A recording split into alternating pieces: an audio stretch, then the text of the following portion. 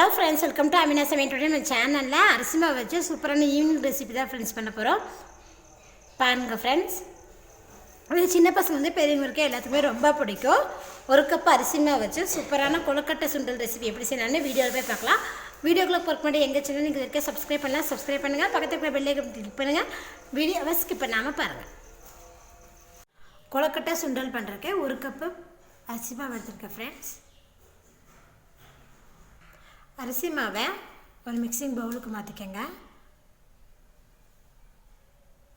தேவையான அளவுக்கு உப்பு சேர்த்துக்கங்க. சேர்த்துட்டு இதை நல்லா மிக்ஸ் பண்ணி விட்டுக்கலாம். மிக்ஸ் பண்ணி விட்டதுக்கப்புறம் இது கூட நம்ம எந்த கப்பில் நீங்கள் மாவு எடுத்துக்கலாம் அதே கப்பில் நல்லா கொதிக்கிற தண்ணி ஒரு கப் அளவுக்கு இதை சேர்த்திக்கங்க. சேர்த்துட்டு இதை நல்லா மிக்ஸ் பண்ணி விட்டுக்கோங்க.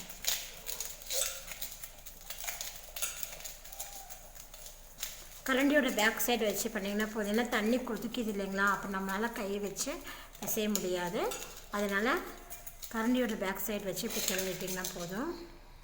பார்த்திங்கன்னா நான் கையிலே பார்த்திங்கன்னா நல்லா பிசைஞ்சிக்கிறேன் பாருங்கள்.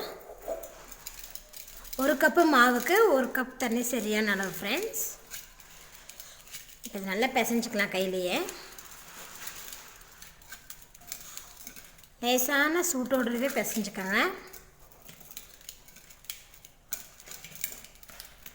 பாருங்கள், நல்லா பிசைஞ்சிட்டேன். இப்போ இதிலேருந்து கொஞ்சமாக எடுத்து நம்ம உருண்டை பிடிச்சிக்கலாம்.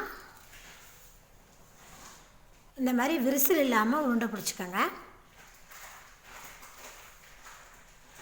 பாருங்கள், இந்த மாதிரி சின்ன சின்னதாக உருண்டை பிடிச்சிக்கோங்க ஃப்ரெண்ட்ஸ். நான் விரிசல் இல்லாமல் உருண்டை பிடிச்சிருக்கேன் பாருங்கள். இட்லி சட்டியில் பார்த்திங்கன்னா தண்ணி ஊற்றிருந்தேன். தண்ணி பார்த்திங்கன்னா நல்லா காஞ்சிருச்சு ஃப்ரெண்ட்ஸ். இப்போ இதில் நான் இட்லி தட்டில் பார்த்திங்கன்னா கொஞ்சமாக எண்ணெய் அப்ளை பண்ணி நம்ம பிடிச்சி வச்சுருக்கிறேன் அந்த கொழுக்கட்டை உருண்டையை இதில் சேர்த்துருக்கேன். ஹை ஃப்ளேம்லேயே வச்சு 10-15 நிமிஷம் வரைக்கும் ஆவியில் வேக வச்சு எடுத்துக்கலாம். 10 நிமிஷம் ஆயிடுச்சு பாருங்கள். இப்போ மூடி ஓப்பன் பண்ணி பார்க்கலாம். பார்த்திங்கன்னா பாருங்கள், நல்லா வெந்திருக்கு பாருங்கள்.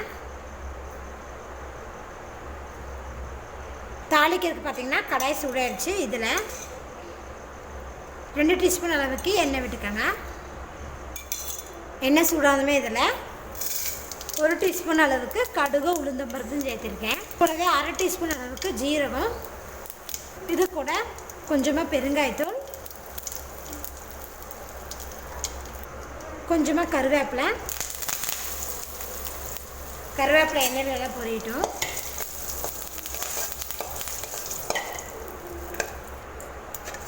கருவேப்பிலை எண்ணெயில் பொரிஞ்சதுமே 2 பச்சை மிளகாவை பொடியை நறுக்கி வச்சுருக்கேன். அதை நான் சேர்த்துக்கலாம்.